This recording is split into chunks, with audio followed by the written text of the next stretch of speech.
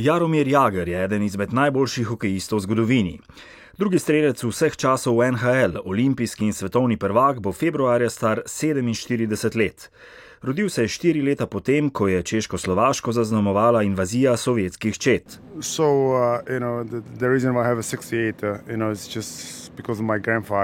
V spomin na dedka Jaromir Jagr že vso svojo kariero igra številko 68. Kind of rich because we had a farm during the communist years or before the communist years, and everybody knew the history, and the same thing happened in Slovenia, Yugoslavia, wherever it was before, and the communists took everything wherever they want, and they whoever got the most money, they put them in the jail, and that's what happened to my grandfather. Before the 68, it was like 63, so they put him in the jail for 5 years, I think, and when during the invasion 68, there was a freedom for 6 months in Czech Republic, so they released him from the jail. So so I took the number 68. Jaromir Jagr je dres številko 68 v najmočnejši hokejski ligi na svetu, severnoameriški NHL, nosil kar neverjetnih 25 let. Januarja letos je po seriji poškodb prekinil enoletno pogodbo z moštvom Calgary Flames in se vrnil domov v Kladno. I came back for one reason. My dad owned it owned this team since 1994. So 6 years ago he didn't want to do it anymore. He gave it to me. That was a bad gift, man. It's tough.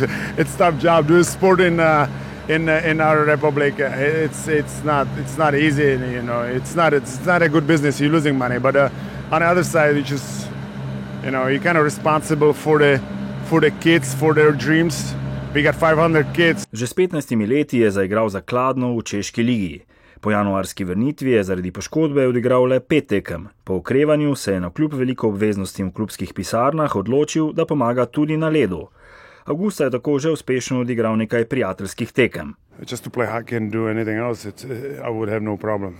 It's up to me how I get ready, and when I was younger, I was practicing a lot more than anybody else. So right now it's like, you just find it. Whatever you do when you're younger, you just find it when you're older. So that's why. But the other stuff is, you have to be, you're the owner and you're a manager, so you have to signing the players and looking for the practices and all the running. And the organization, so it's a lot tougher than just to play hockey. Jaromir Jagr je sinonim za hokej v Kladnu in na Češkem. V okolici dvorane, ki sprejme 5000 gledalcev, visijo njegove fotografije. Jagr se zelo prilagaja dnevnemu počutju.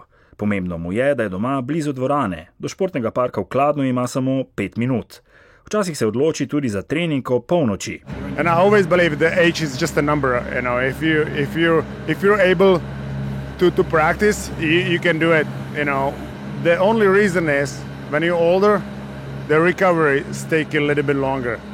So when you practice, when you are 45, 47, when you practice 1 hour, you need 4 hours rest to get better. Young kids, they practice 1 hour and they're ready to go in next hour. So that's the only difference. It is the recovery time. In še razmišljanje o našem hokejskem zvezdniku Anžetu Kopitarju. Češki veteran ima v slovenskem zvezdniku dobro mnenje. I watch him, it's pretty impressive from the country where hockey is not that popular. He made it in NHL. He's one of the best. Maybe in whatever he does, maybe he's the best right now. He's a two-way player. He can play defense like nobody else. He can score goals. He remind me myself. The way he is built, I play that way. I was stronger than him, but that's the way he is. It's a little bit easier for him because there's a lot of small guys. So physically, for him to play one-on-one on the boards,